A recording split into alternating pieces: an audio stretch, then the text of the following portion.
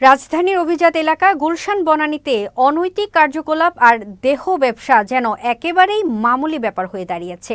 কখনো স্পা কিংবা মাসাজ সেন্টারের আড়ালে চলছে রমরমা দেহ ব্যবসা, আবার কখনো একই ব্যবসার অন্তরালে চলছে ভয়াবহ মাদক ব্যবসা। আর এসব চলছে সংশ্লিষ্টদের চোখের সামনেই।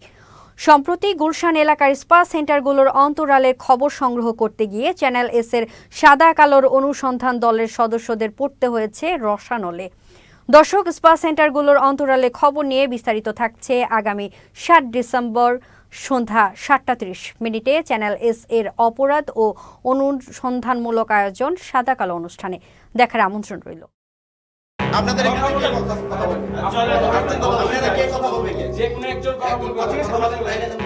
একদিকে চুরি, তার উপর সিনা চুরি, হাকডাক আর গলা উঁচিয়ে চ্যানেল এস এর কর্তব্যরত সাংবাদিকদের এভাবে জীবননাশের হুমকি দেন গুলশান এলাকার ইস্পাত ব্যবসায়ীরা।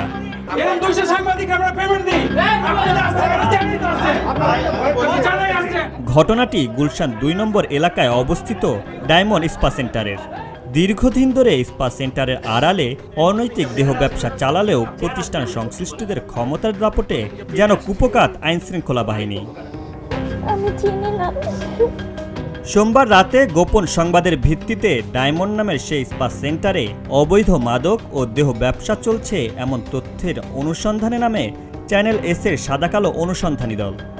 এ সময় ঘটনাস্থলে থাকা প্রতিষ্ঠান সংশ্লিষ্টদের অতর্কিত হামলায় ক্ষতিগ্রস্ত হয় চ্যানেল এস এর ক্যামেরা।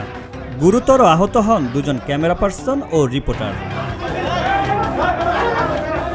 পরবর্তীতে গুলশান থানার পুলিশ এসে অবৈধ কাজে জড়িত সন্দেহে ৫ জন নারীকে গ্রেফতার করে পুলিশ হেফাজতে নিয়ে যায়।